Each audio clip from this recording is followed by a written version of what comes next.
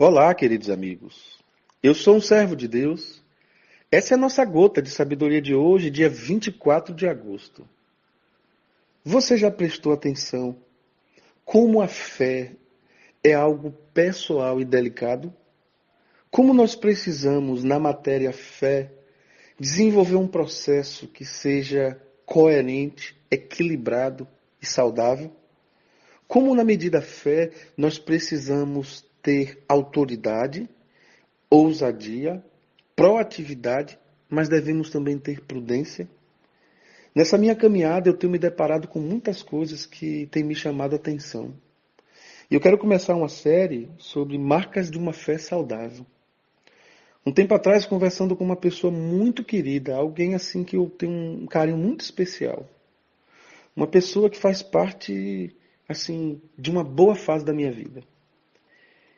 E esse moço conversando comigo, ele disse que passou o pior momento da vida dele e está sofrendo muito porque, passando esse momento, ele teve uma grande frustração agora.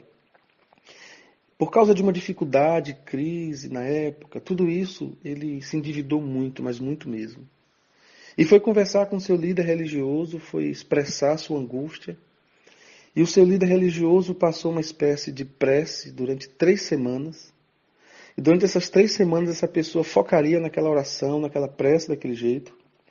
E ao final daquelas 3 semanas, ele iria até o determinado banco, onde tinha o maior débito dele. Antes de o banco abrir, ele seguraria na fechadura daquele banco e faria uma oração da determinação da quebra da maldição financeira. Então ele chegaria naquele banco, antes do banco abrir, faria essa oração, e quando esse banco começasse o seu expediente comercial, ele poderia ir lá que toda a sua dívida, todo o seu débito sairia daquele lugar. O seu nome estaria limpo. E qual foi a sua frustração? Ao fazer a pesquisa, ele descobriu que o débito continuava lá. E o pior, ele volta ao seu líder, conversa com o seu líder, e o seu líder diz, sabe por que não deu certo? Porque você não teve fé. Oh, meus irmãos, vocês que escutam essa gota de sabedoria, isso me trouxe uma dor absurda. E gerou em mim um desejo de fazer essa série de gotas sobre marcas de uma fé saudável. Me perdoa se de repente alguma coisa que eu falar e de encontro ao que você acredita, magoar a sua crença. Mas a minha intenção nessa fé é aproximar você da fé genuína, da fé que está em Cristo Jesus, de uma fé justa, de uma fé coerente, uma fé que ensina as pessoas a viverem de forma coerente, com autoridade, sim, acreditando no sobrenatural e nos milagres, sim, mas sobretudo uma fé coerente. Eu fiquei imaginando no meu coração, por que as pessoas tomam um caminho tão absurdo na página da fé? Por que ter uma fé é algo tão cheio de efeitos especiais? Por que a fé não pode ser uma fé tão sobrenatural, mas tão sobrenatural que saia de um coração natural? Quando eu vejo Elias fazendo uma oração, Elias simplesmente levanta os seus olhos e pela misericórdia de Deus, ele clama a Deus, crendo de forma extremamente bíblica de que o milagre vai acontecer não para o seu deleite, mas para que isso sirva primeiro para a glória de Deus. E uma fé, ela pode enxergar coisas que não existem, mas a pessoa acreditar. E a fé pode deixar de enxergar o que é visível e não acreditar. E Hebreus capítulo 11, verso 1 diz que a fé é o firme fundamento das coisas que você não vê, mas é a prova, a convicção do que você espera. Então muitas pessoas usam esse versículo para falar dessas coisas absurdas.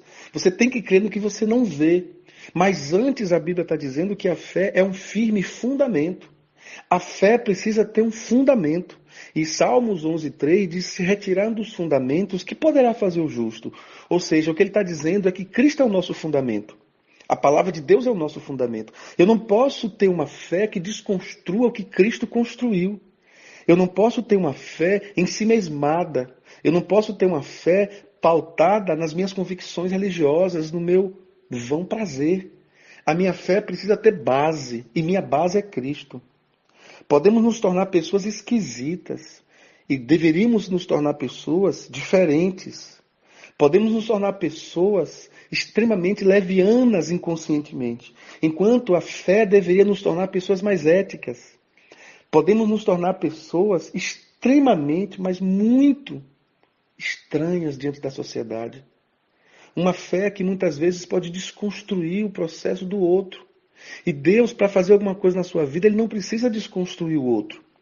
Então eu tenho me perguntado muito, me dá sabedoria, Senhor, e o que eu falo nessa série? Estávamos domingo, fui ao shopping almoçar com minha esposa e minha filha mais jovem. Enquanto estávamos procurando um restaurante, caminhávamos de mãos dadas os três. E de repente a minha filha pequena, ela prestou atenção que os nossos passos estavam sintônicos. Eu colocava o pé direito, a mãe, ela também. Interessante que ela disse, pai, veja que coisa linda. E quando eu olhei, me arrepiou até a alma. Quando eu colocava o pé esquerdo, ela e a mãe colocava. Quando eu colocava, e caminhamos vários momentos daquela forma. Quando ela chamou a atenção, eu percebi que começamos a nos perder.